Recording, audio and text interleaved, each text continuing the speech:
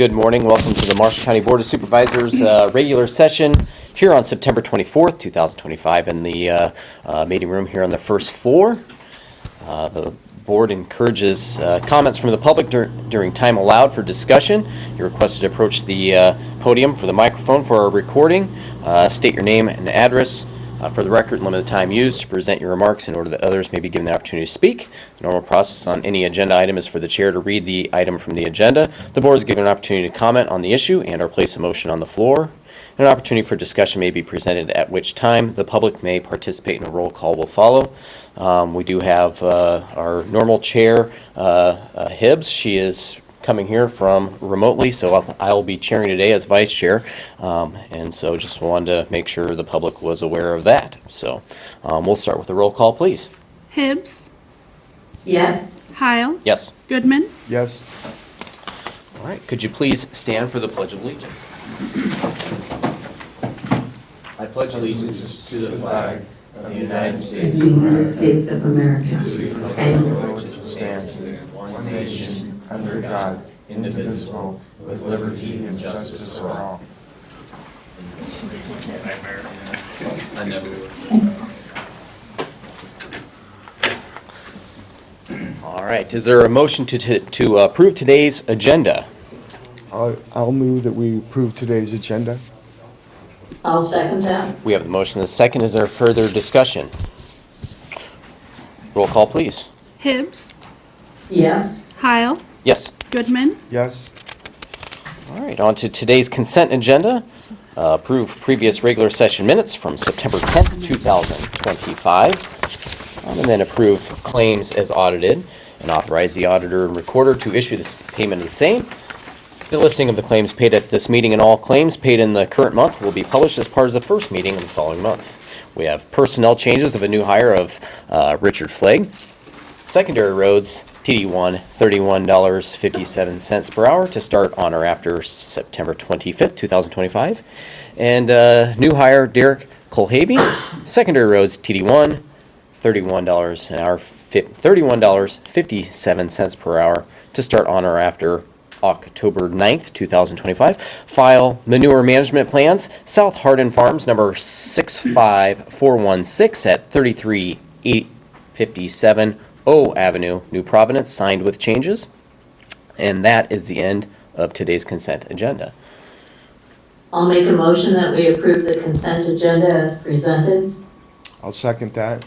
We have that motion in the second. Is there any further discussion? Roll call, please. Hibbs? Yes. Heil? Yes. Goodman? Yes. On to number 6 on today's agenda, the public health update. We'll have Sydney come up and give an update of what's all going on in the public health world today.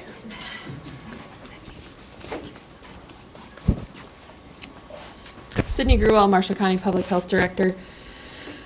So we are a couple weeks into this Legionella outbreak. At this time, this morning, we have confirmed 71 cases of Legionellosis with 2 confirmed deaths with the epicenter in north central Marshalltown. 12 business centers with cooling towers have been tested and remain the most likely source at this time. At this time, we have no positives for Legionella pneumophila serogroup 1 and have been identified in those towers. We are hopeful to see some growth in those towers, but the abundance or the absence of growth can be expected with Legionella. As testing negative doesn't mean that those are in the clear, but remember that Legionella is a hard bacterium to grow and isolate. At this time, all 12 of those business centers have started the step of online disinfection, meaning that those towers leave their systems running, and then that allows them to still use their units and treat them while they're still online. They are now in the process of completing full offline remediation, a process that involves shutting down the system, taking it offline, and doing a full cleaning. We have yet to have any of these business centers complete this step, as this step is crucial in ensuring that Legionella has been eliminated within the cooling towers. Earlier this week, if you haven't seen it, we recommended that Oktoberfest move their activities away from the epicenter, which is northern central Marshalltown. Since we have not had any of those business centers fully complete the offline remediation, it was out of abundance of caution that we recommended these festivities be moved. From those that live, work, or visit the area, it's likely that they have been exposed, so changing their daily routines wouldn't have added much value. We understand that the parade and the activities might draw hundreds, if not thousands, of individuals to the area who could be at higher risk. If individuals who are 50 and older who might have underlying medical conditions, have a smoking history, or are immunocompromised, we recommend that you speak with their primary care provider prior to attending this weekend's events. We are saddened to report a second death related to the Legionella outbreak in Marshalltown. This individual was an elderly adult with multiple underlying health conditions. They passed away on September 18th. All available evidence, like I said, continues to relate to the cooling towers, but we are continuing to see encouragement that we are seeing less and less cases every day. For continued update case count, please follow Iowa HHS, as those numbers are updated every day at 3 p.m. And that is all I have for a general update at this time. Couple questions for you, Sydney. Thanks for the update today. I think there was maybe some confusion by some people. They said it seemed like maybe mixed messages from the state and the recommendation of, seemed like Oktoberfest was good to go, and then, well, now we're going to have some extra caution. Is there anything you can say to that? Yeah, absolutely. So we had met with some of the city officials earlier last week to discuss the events. We are hoping to see through the weekend that some of these cooling towers and these businesses would complete this offline remediation step, and some of them have been dragging their feet and taking their time, which is not what we wanted to see. We did see those decreased cases over the weekend, which is important and fantastic to see. But again, out of abundance of caution, we just didn't want to expose some of those people with higher risk to the area.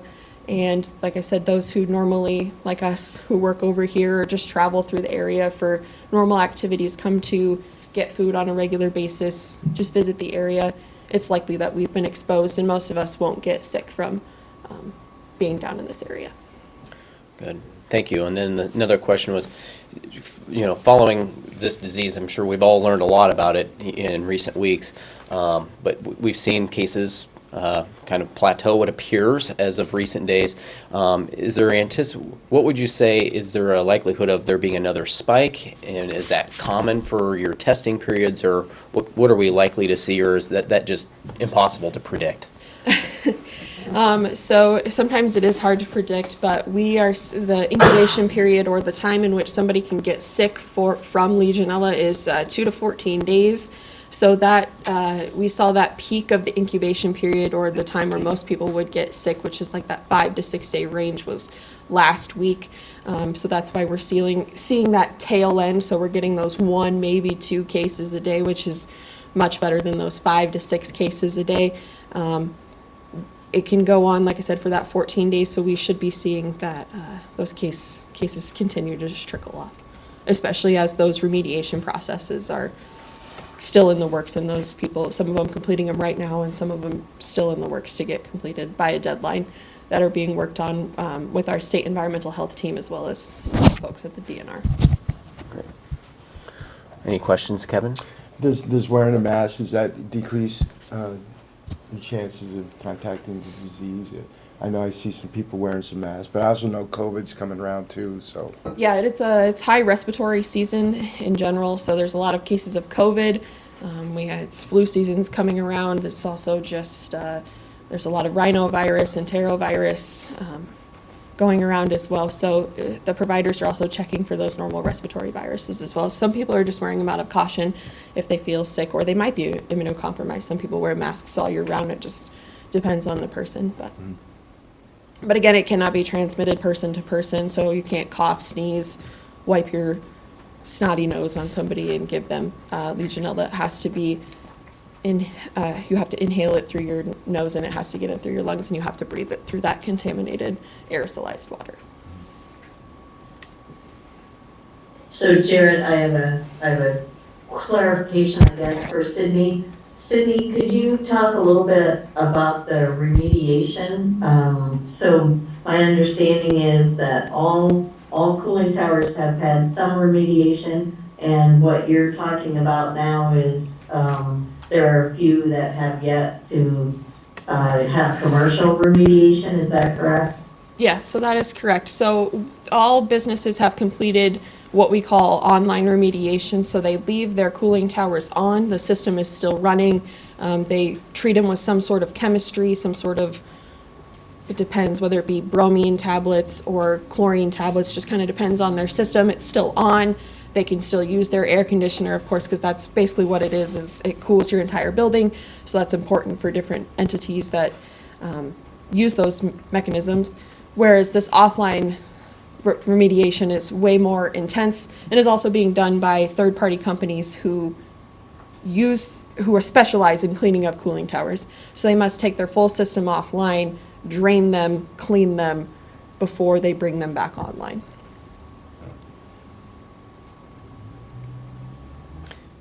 And that is the step that we are in the process of doing now. Again, people have them scheduled. They're working on them this week. We're trying to get them a deadline of getting them done this week, especially before this weekend's activities. Any other questions, comments, Carol, Bill? Thank you, Sydney. You're welcome. Kevin? Thanks, Sydney. Absolutely. Any questions, comments from the public on this particular matter? All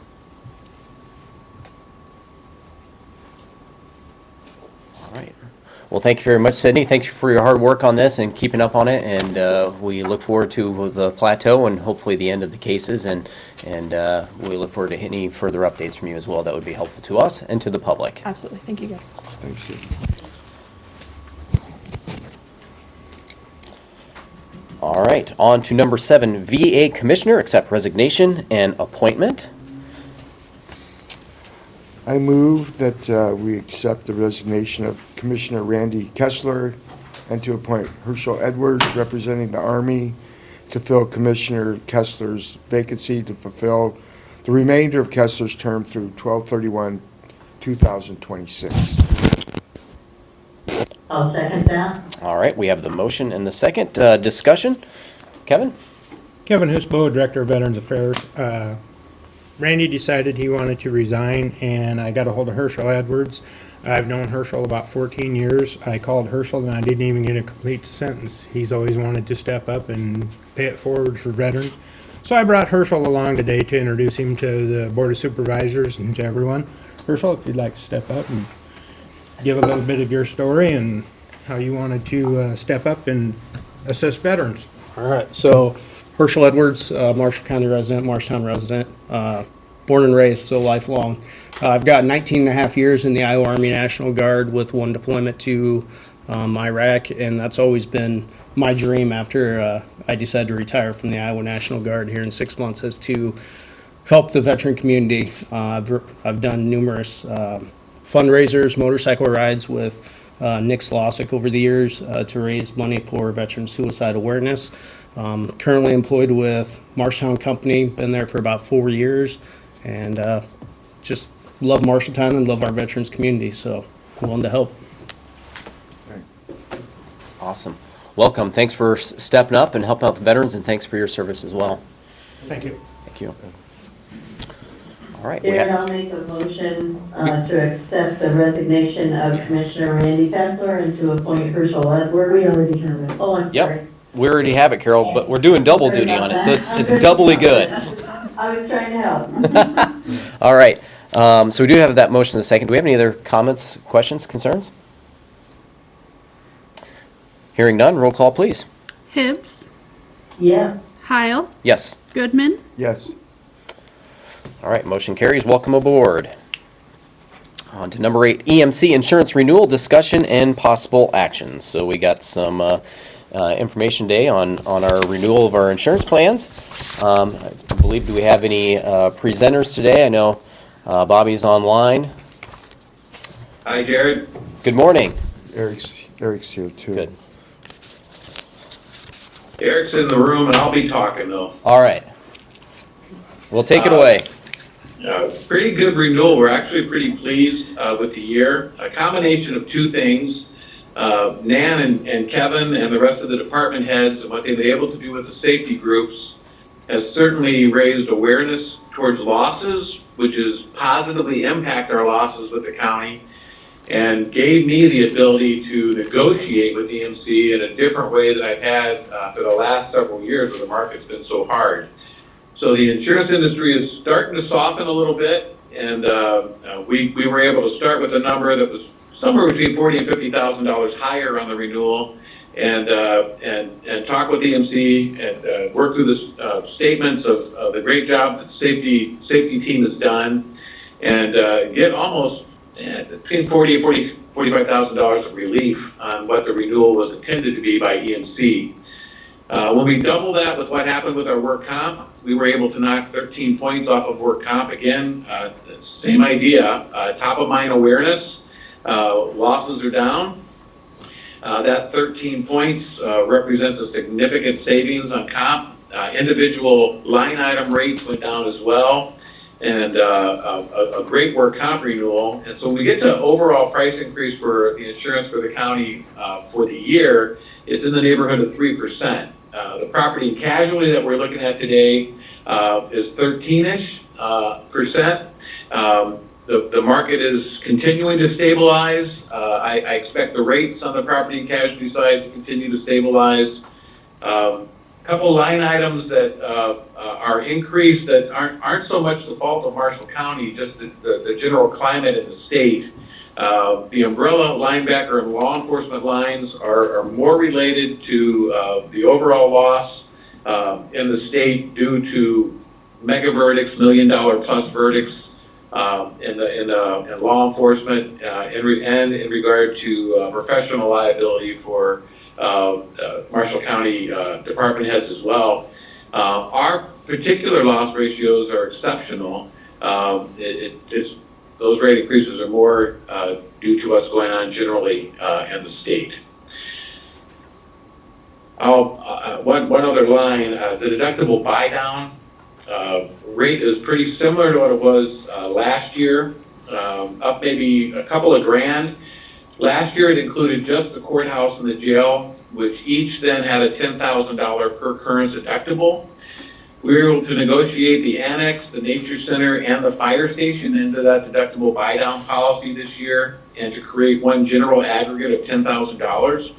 So instead of each building having a $10,000 deductible, now it'll be a per occurrence deductible of $10,000 total for the deductible buy down policy. And instead of having just the courthouse and the jail in that policy, again, we've been able to include the annex, the nature center, and the fire station. So kudos to the safety group, the department heads that have made a commitment to be a part of that. Kevin, as the Board of Supervisors representative, and certainly Nan's leadership have given us a very positive impact on our renewal this year. I'll pause for questions. Bobby, when you say hopefully to see some stabilization in the market, what does that mean to you? Back to even small increases or maybe even decreases in the future, or what's your thoughts? Yeah, I don't see us getting to decreases anytime soon, but I hope the rate increases moving forward on the property and casualty side are single digit.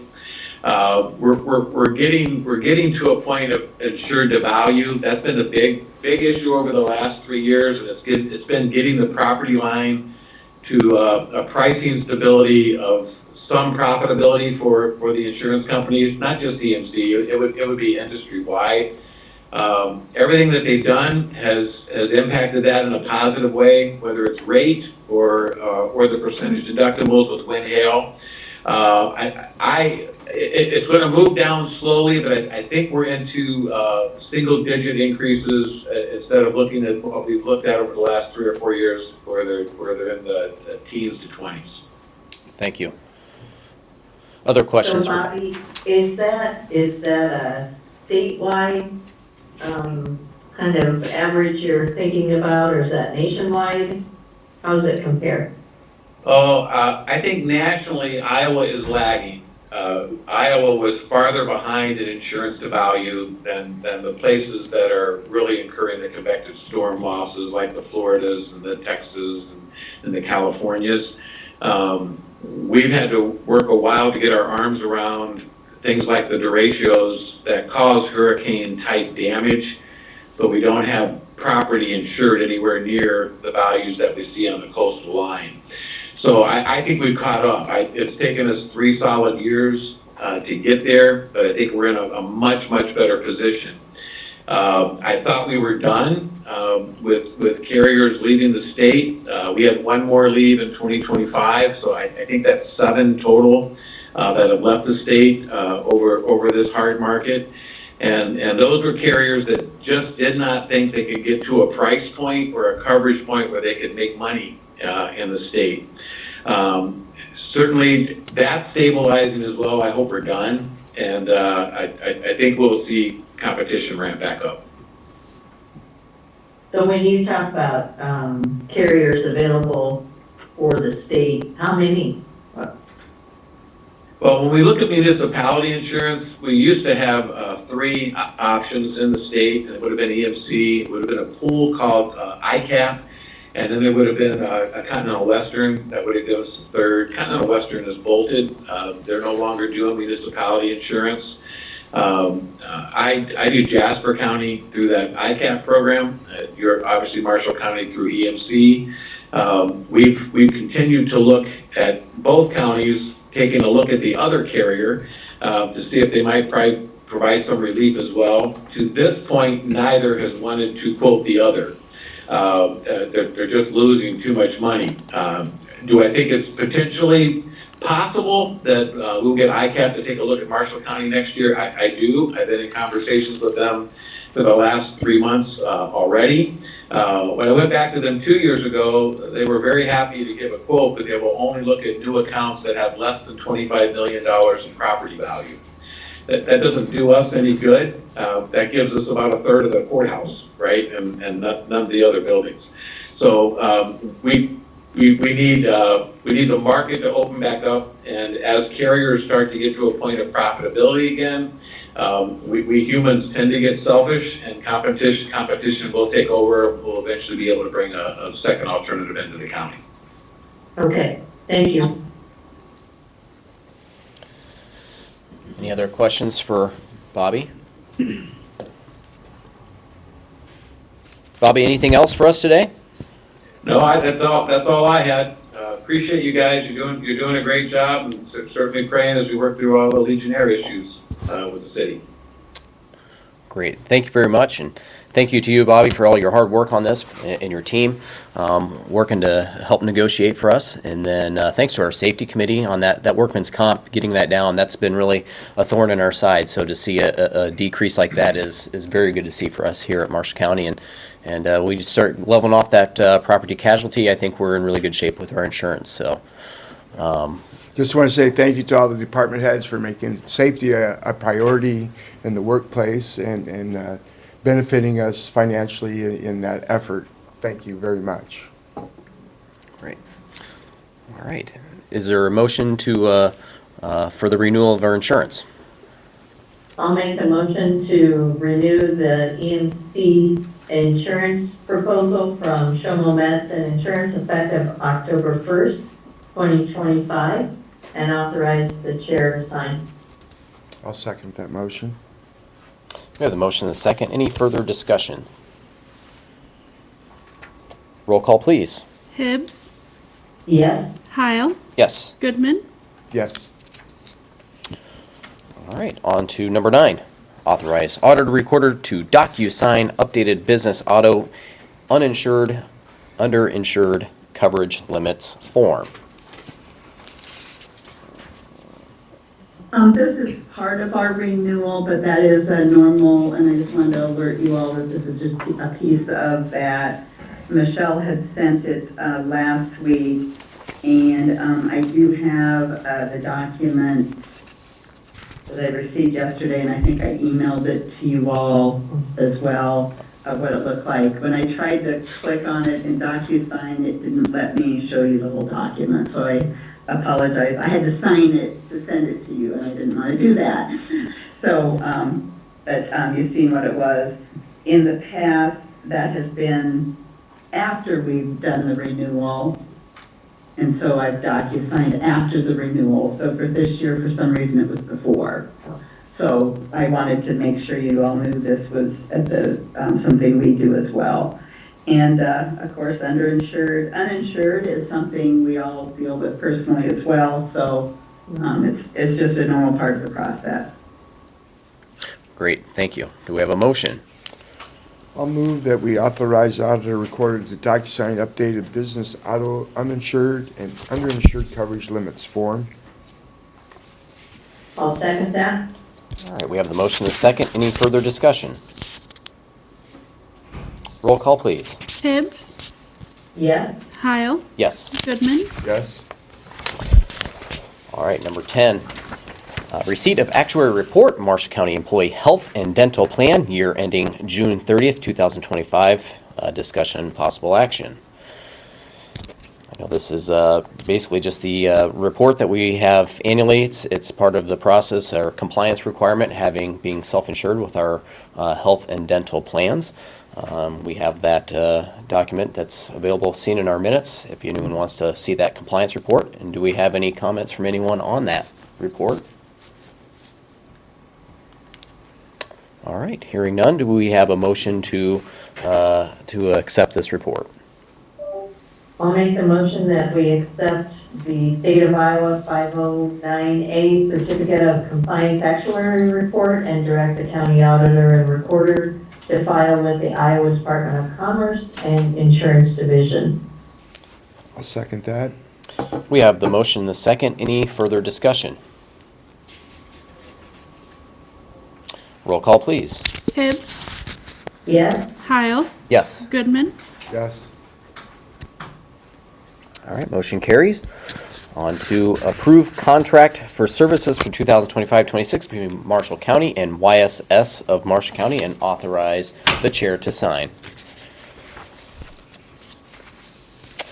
All right, do we have anyone from YSS here today? All right, so, I believe David was at the last meeting talking about the impact program, but this is, my understanding is this has been a long-standing arrangement between YSS and the county for services. And so I would make the motion to approve the contract for services for 2025-2026 between Marshall County and YSS of Marshall County and authorize the chair to sign. I'll second that. all right, we have the motion and a second, and that is correct. This is, we've been doing this for quite some time with YSS. This is a total of $11,000, and $8,000 of it goes to provide following services through YSS for 24-hour support line, allowing staff to be available at all times to youth and parents in trouble. Coordination between YSS counseling staff, school personnel, medical, hospital clergy, substance abuse counselors, mental health counselors, therapists as well. And then $3,000 of that is part of the client counseling and crisis intervention services. So that's basically a summary of that. Is there any other questions or comments? Hearing none, roll call, please. Hibbs, Yes. Heil, Yes. Goodman, Yes. All right, number 12, approve purchase of 2025 Snowblast 8600A snowblower from Central Iowa Farm Store in Marshalltown for $28,900. This is a attachment for a New Holland tractor that we're going to take delivery on this fall, but it'll just give us another tool for what I'm hoping isn't stacking up to be a winter that we might not enjoy.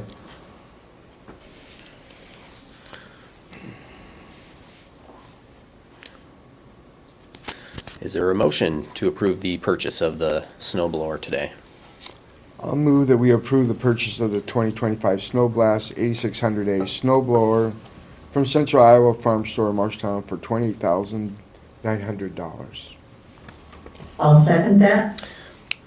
We have the motion and the second. Is there any further discussion? You can see that it's PTO powered off the tractor, so it's doesn't have an engine, but it's just an attachment for the tractor.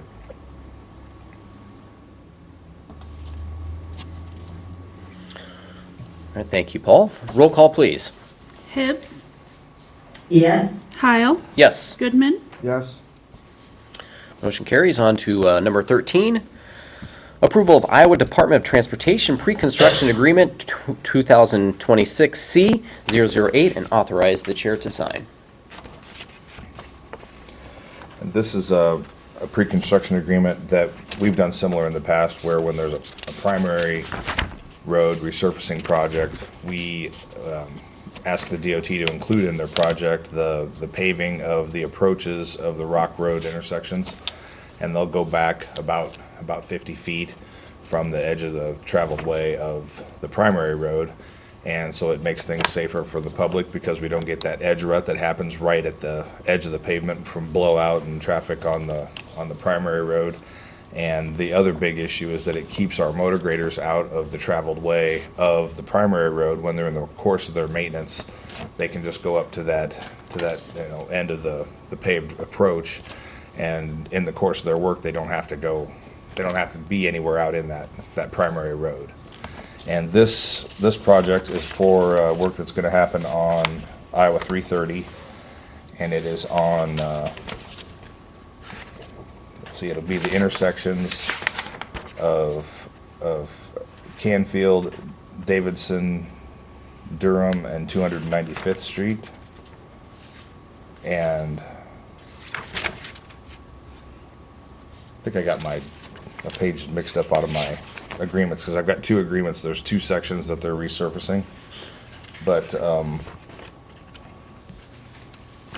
want to make sure I've got the right map. This is actually the north one it's southbound 330, so it's just from just south of the Highway 30 interchange down to Melbourne, I think is what they've got combination maps. I don't know if you brought up the agreement, but so this one actually is the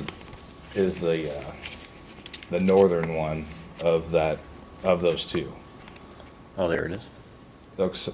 So I did name off the wrong intersections. It's Ingram and 265th, Jessup and 250th and Knapp.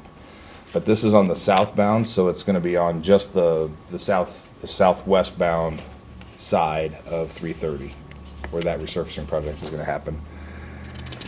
And this is going to be it's going to be set for letting. It's going to be, I think, next year's work. And then we don't pay for this until they close out the accounting on the project. We get a bill. Sometimes it takes 2 or 3 years after the project to actually get the billing from the DOT. But anyway, it's been a really good program for us, and we just want to keep doing that.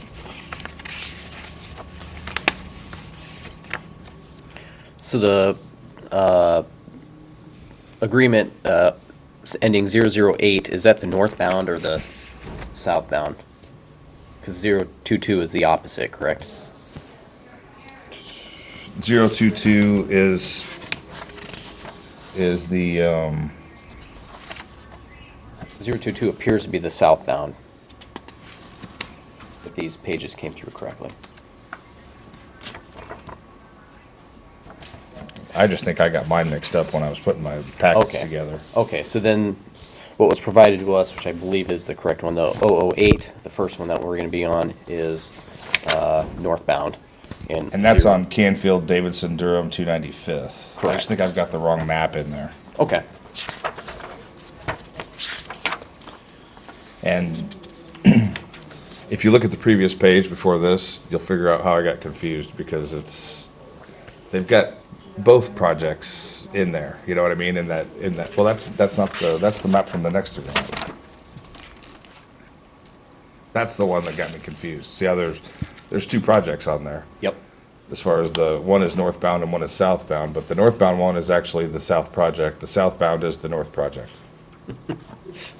Isn't that great? All right. Any other questions for Paul? All right. Do we have a motion for the pre-construction agreement ending in 008? I move to approve the Iowa Department of Transportation pre-construction agreement 2026-C-008 and authorize the chair to sign. I'll second that. We have the motion and the second. Any further discussion? Roll call, please. Hibbs, Yeah. Heil, Yes. Goodman, Yes. On to number 14, Iowa Department of Transportation Pre-Construction Agreement 2026 C022, and authorize the chair to sign. And this is the northbound one. This is the southbound of the. Excuse me. The page one of the agreement will tell us, it actually lists out what roads we're talking about, so that's the first one that's the one we just approved. And so there's the one that's this one that we're talking about now. This is 22. And this is Ingram Avenue, 265th, Jessup Avenue, 250th, and Knapp Avenue. And these are on the west side of 330, the northwest side of 330, southbound project. All right. Okay. I will make the motion to approve the Iowa Department of Transportation Pre-Construction Agreement 2026-C-022 and authorize the chair to sign. I'll second that motion. We have the motion and the second. Any further discussion? Roll call, please. Hibbs, Yes. Heil, Yes. Goodman, Yes. On to item number 15, approved purchase of permanent easement from Douglas Honig and Eileen Honig. And this is a right-of-way purchase for a maintenance project that is at Canfield Avenue and 245th. So this would be east of where the Marshall Ridge Farms dairy is at. And there's you can see on this curve, right there, yes, if you zoom in on that it's a very sharp curve, and the truck traffic that has to serve the dairy has a difficult time. So we're buying some of that inside of that curve, and it's going to be similar to that area that's the row crop. It's a little bit outside of that. It's 0.36 acres, so it's not a large acquisition, but it will help us be able to, this fall, we will go in and regrade that and make it a more gradual curve that the semi-traffic for the dairy can navigate better, and it'll be a lot less maintenance. And right now in the wintertime, if they try to go that way, there's more often than not, there's trouble there.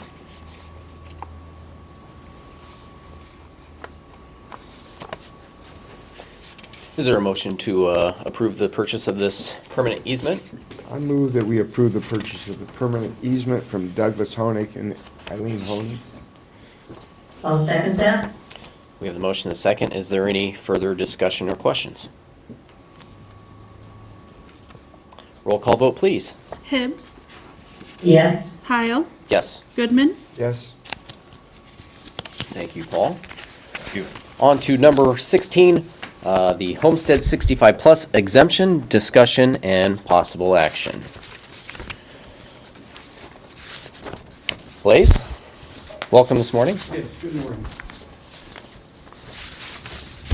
So this discussion actually involves the whole real estate user group, so that's why you see the treasurer's office here, Melanie here, and then Nan online. About 2 weeks ago, a taxpayer had come into our office with their tax bill, questioning their Homestead 65 Plus exemption on the paperwork. They did have it. What the issue seems to that had arose is on that tax bill, it was showing that they had a $13,000 Homestead 65 Plus, where it should actually be a $6,500 value dollar amount. Also, what was previously shown for the prior year, the $3,250 for them having it in '23 was not shown on that, but looking at the past bill, it was there.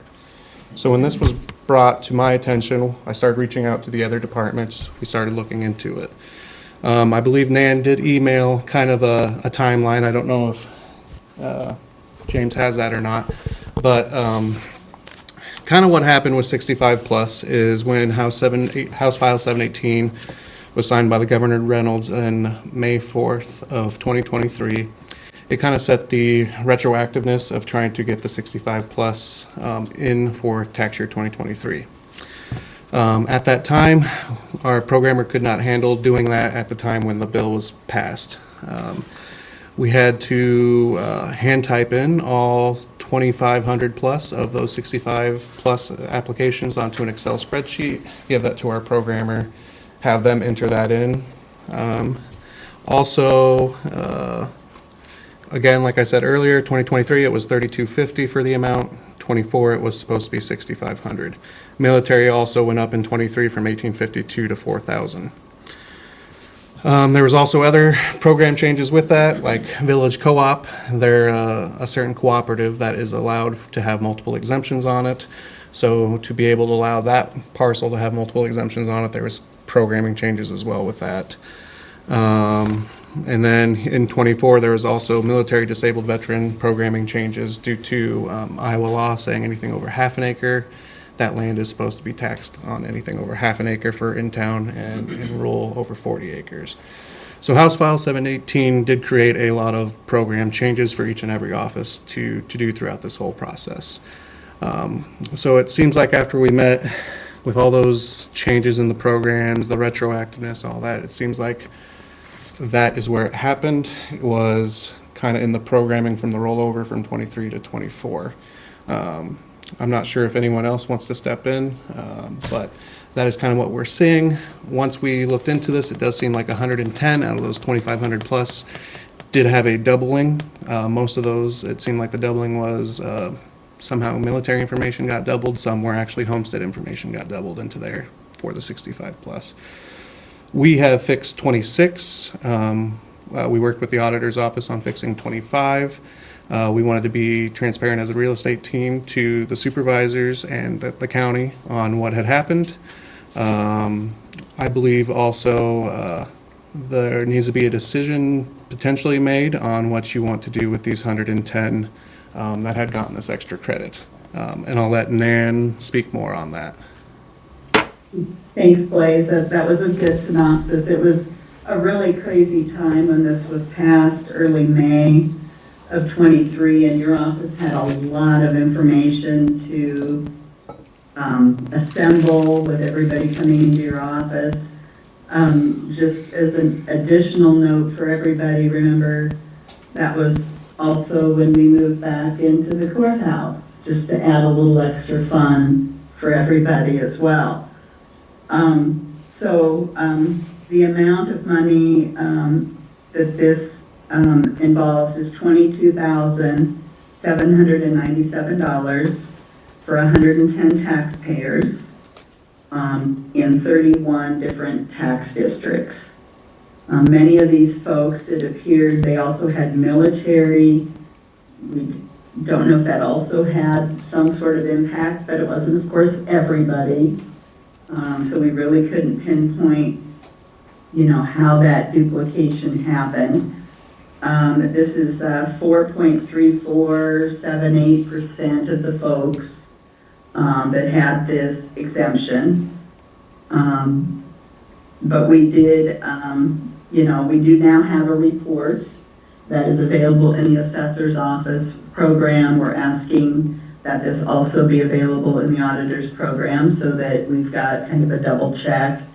When we balanced this year for tax bills, we did balance to the assessor's office, but we balanced to the wrong amount. So having this report is a good double check for us as well. For the assessor, there are many people that do have double militaries because there's two people, but not everybody. So this will be a nice report for them to have as well for future balancing as well. Really we have two questions for the supervisors. Anytime that we don't bill tax, like when we have tax abatements, that is you all's decision. So we're asking, normally if it's an additional abatement or taxes we don't bill, it's you all's decision to do that. Otherwise, we do need to bill these 110 taxpayers for this additional amount. The other question would be is your thoughts on sending a letter out to these 110 taxpayers. I always like to be as transparent as possible. You know, we're talking about this in a public meeting. If everything stayed exactly the same for next year's tax bill, it would go up. Now, we all know that it's not going to stay exactly the same. You know, rollbacks will be different. The rate will probably be different. You know, it's 31 different tax districts, so obviously, you know, the fact that all of those would stay exactly the same is, you know, very unlikely, but just having that information to people, will most of those people probably call? Probably. I was surprised on my ag and family farm letters. You know, that 2,300 letters went out. Most of the people said the credit wasn't enough. They wanted more money, you know, and it was mostly people that I knew, with them being ag folks. But here, you know, there are going to be questions. You know, most of the time when people hear that they got a deal this year and that it was, you know, it's going away, if that's a decision you make, you know, people feel okay about that. So that's kind of where we're at. Deanne, I think she felt the same way, but I'll let her speak on her own behalf if she's in. I think she's in the room, but we can't see you all.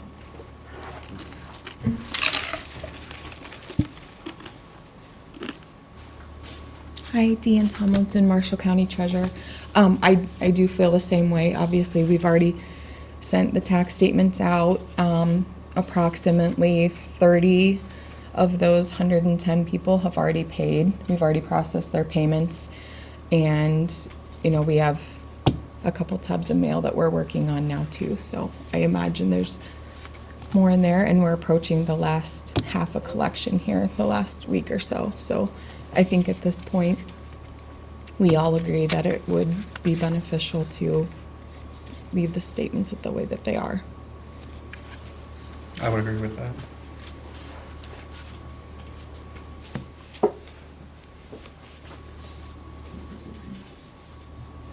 So then what you're needing from the board today is this basically a vote to abate the $22,000 figure? Where's it at? 797. Yes, to abate that, yeah, $22,797, basically due to programming clerical type error. Technically, it's already kind of done, so I don't know if you really have to vote to abate it. It's just, I'll let Nan, or... Yeah, not to go back and bill it, I guess, yes. Yeah, and it's not like it's back billed by the state or anything like that, so we weren't getting money for the 65 plus as well, from what I remember correctly in our conversation as a real estate user group, but it's a weird situation. So then does the board have to have a resolution stating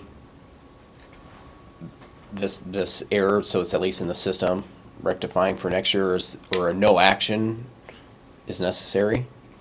I'll let Nan and Jordan potentially talk about that. Yeah, I would like to hear from Jordan. I mean, do we officially have to take action to address this, or is no action the action? I think what I recommend is doing a vote on an abatement, just to make sure those landowners are protected, and you know, I don't think this would happen. The county wouldn't come back on them or anything like that. I think it would be just good procedure to do that. Vote on abatement of that 22,797.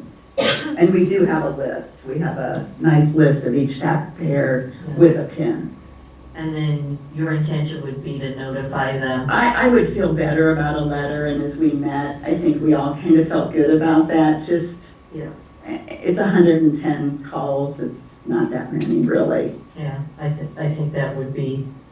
To me, that's just transparency and you know, letting them know what's going on. Yeah, well, and then when they receive their tax bill next year, they may have some recollection of. And they would see that homestead exemption changed. Mm-hmm. I think that's good. All right, so the motion would be to abate the 22,797. So Jared, I'll make the motion to abate 22,797 for 110 taxpayers from the 23-24 year, Tax year 24. tax year 24. Okay. Do we need further clarification as part of the motion? Unless if Nan wants to put in there for the sending of the letters, I don't know. No, I think that's That good. covers it? Okay, well, I'll second that motion. All right, we got the motion in a second. I'd like to add, probably there needs to be a notification to the taxing authorities as well as their, I don't know how it all divides up when you have 31 different tax districts, but everyone shorted a small percentage of that 22,000. And now, just to put this in perspective, we're set to collect, what, $60-70 million this year in property taxes, and this small error here is 22,700. So, but it still doesn't excuse the fact that it is an amount, and it's a process that's being corrected by our real estate team, and that the authority of the law allows us to abate in particular situations like this, and so. That's where I'll feel comfortable on supporting this today. But I think notification to the taxing authorities as well, so that they're aware of this. And then, yeah, we'll move forward. Okay, yes, absolutely. All right, any further discussion?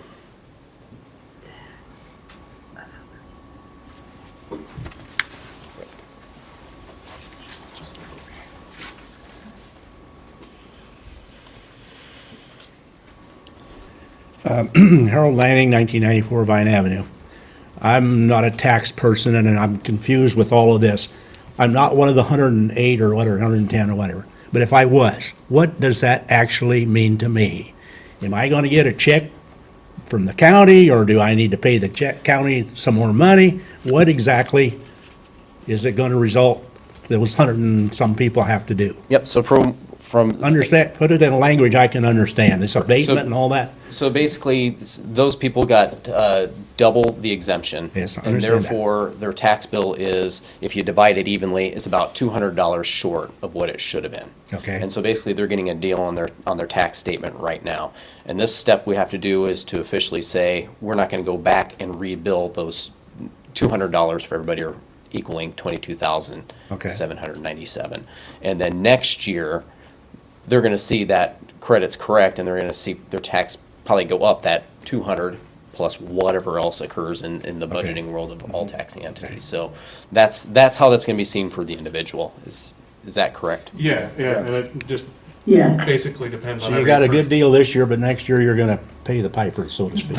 They'll pay whatever that amount is for Okay. that doubling. Okay. Each taxing authority has a different levy rate, so it's a different levy amount for that. Okay. Because I think it's this, in terms of putting it into a dollar amount, you take that 6,500 times that levy rate too, you even come up with a dollar amount. Okay, all right. Thank you. Yep. good question. Yes, in the real estate world, you get into the weeds of this stuff, and it's got to be put in simple terms. So thanks, Harold, for that question. Other questions, comments?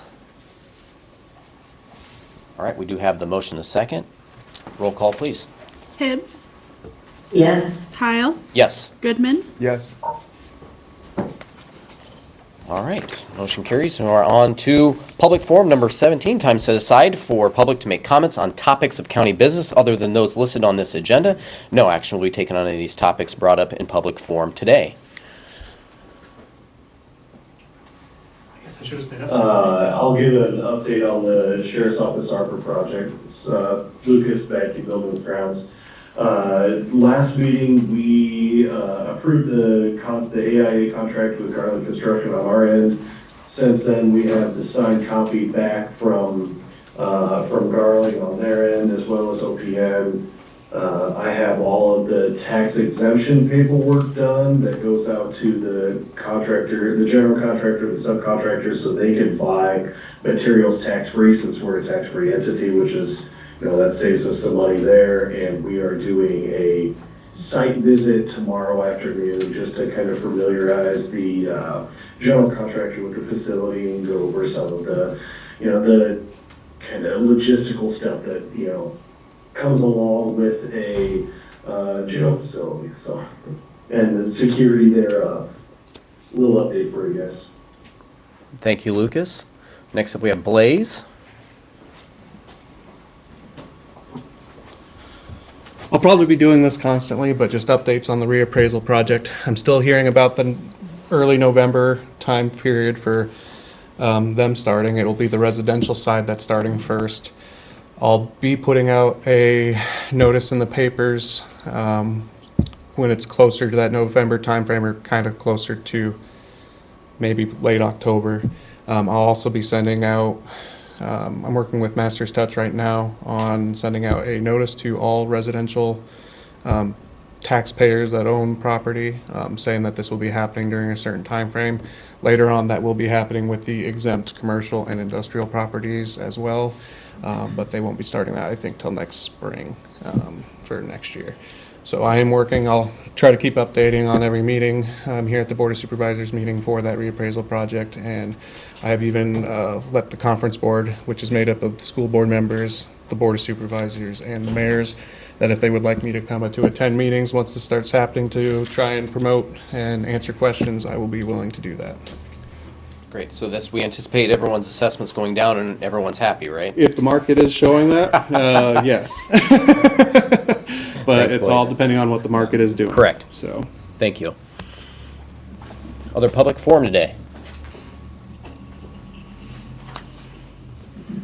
All right, hearing none, on to number 18, closed session per Iowa Code 21.5, subsection 1C, pending litigation, to enter a closed session to discuss strategy with counsel matters where litigation is imminent and where disclosure would likely be prejudice or disadvantage to the county in that litigation. Marshall County has a attorney-client relationship with the Office of the Marshall County Attorney and Allers and Cooney. Is there a motion to go into closed session? I move that I'll we, make the motion, we go into closed session at 9:57. I'll second that. All right, we have the motion in the second. Roll call, please. Hibbs, Yes? Heil, Yes. Goodman, Yes? All right, closed session at 9:57 a.m. We will get our people set up and correct people out. Thank you for all of you being here today.